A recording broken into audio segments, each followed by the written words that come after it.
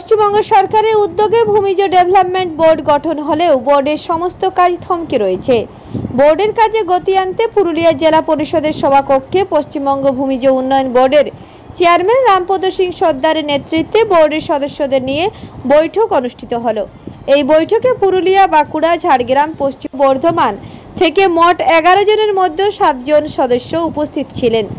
বৈঠকের সিদ্ধান্ত লিখিতভাবে পুরুলিয়া জেলা শাসক তথা বোর্ডের মেম্বার সেক্রেটারিকে জানান। বৈঠক শেষে সাংবাদিকদের মুখোমুখি হয়ে বোর্ডের সদস্য লক্ষ্মীনারায়ণ সিং সর্দার বলেন, কোনো এই রাজনৈতিক চক্রান্তে ভূমিজ উন্নয়ন বোর্ডের কাজ থমকে রয়েছে। সেই চক্রান্তকারীদের বিরুদ্ধে আগামী দিনে পদক্ষেপ গ্রহণ করা হবে। আজ অর্থাৎ 31শে জুলাই ভূমিজ ডেভেলপমেন্ট বোর্ডের একটা সভা জেলা পরিষদের সভা গৃহে অনুষ্ঠিত হলো। ভূমিজ ডেভেলপমেন্ট বোর্ডের যিনি চেয়ারম্যান রামপদ সিং সর্দার, তার নেতৃত্বে এই সভা আমরা করতে বাধ্য হলাম। আমরা এর আগে মেম্বার সেক্রেটারিকে জানিয়েছিলাম যাতে করে এই ডেভেলপমেন্ট বোর্ডকে কার্যকরী করা যায়, তার জন্য যে প্রথম জেনারেল বডি মিটিং দরকার সেটা ডাকার জন্য তিনি সেই মতো ডেকেও ছিলেন। কোনো এক অজ্ঞাতার কারণে সেই মিটিংটা সঙ্গে সঙ্গে আবার বলা যায় একরকম চেয়ারম্যানকে বা কোনো মেম্বারকে কোনো কিছু না জানিয়ে বাতিল করেছিলেন। আমরা তাই সিদ্ধান্ত নিয়েছিলাম যে চেয়ারম্যানের নেতৃত্বে আমরা মিটিং করে আমরা মেম্বারদের যে আলোচনা বা জেনারেল বডির যে আলোচনা সেটা আমরা প্রস্তাব আকারে রেজুলেশন বানিয়ে সেটা আমরা জমা করব মেম্বার সাইডে। সেটাই আজকে সম্পন্ন হলো। আজকে 2/3 মেম্বার ডেভেলপমেন্ট বোর্ডের উপস্থিত ছিলেন। প্রতিটা জেলার যারা মেম্বার ছিলেন প্রত্যেকে এসেছিলেন। মাত্র 4 জন মেম্বার তাদের যে কোনো কারণে হোক না তারা আজকে উপস্থিত হতে পারেননি। আমরা সফলভাবে মিটিংটা সম্পন্ন করতে পেরেছি এবং আমরা প্রস্তাব গ্রহণ করেছি বেশ কয়েকটা। সেই প্রস্তাব আমরা লিখিত আকারে আমাদের যে বোর্ডের মেম্বার সেক্রেটারি তাকে জমা করেছি। এখানে একটা বিষয় বলে রাখার অত্যন্ত জরুরি যে আজ প্রায় 3 থেকে 4 মাস হতে গেল এই ভূমি ডেভেলপমেন্ট বোর্ড গঠিত হয়েছে।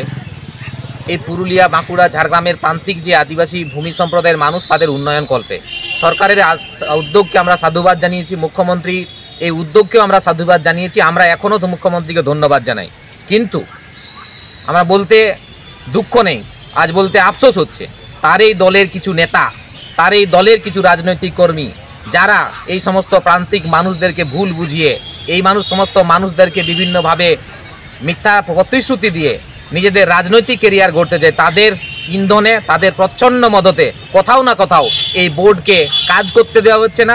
আজকে এই ফাইন্যান্সিয়াল ইয়ারের প্রায় অর্ধেকটা সময় পেরিয়ে গেল, আর হয়তো সামনে কয়েকটা মাস আমাদের কাছে সময় আছে। তারপরেও এই বোর্ডের কাজকে যেভাবে আটকে রাখা হয়েছে তার জন্য যারা এই সমস্ত ক্ষুদ্র রাজনৈতিক চিন্তাভাবনা নিয়ে সমাজের ক্ষতি করতে তাদের আমরা নিন্দা জানাচ্ছি। তাদেরকে সাবধান করতে চাই, সতর্ক করতে চাই। এই আদিবাসী প্রান্তিক মানুষদেরকে নিয়ে যারা যে রাজনীতিটা আপনারা করছেন এ থেকে যদি আপনারা সরে না আসেন নিশ্চিতভাবে আমরা কিন্তু সামগ্রিকভাবে লড়াইটা লড়ে আপনাদেরকে রুখে দেবো।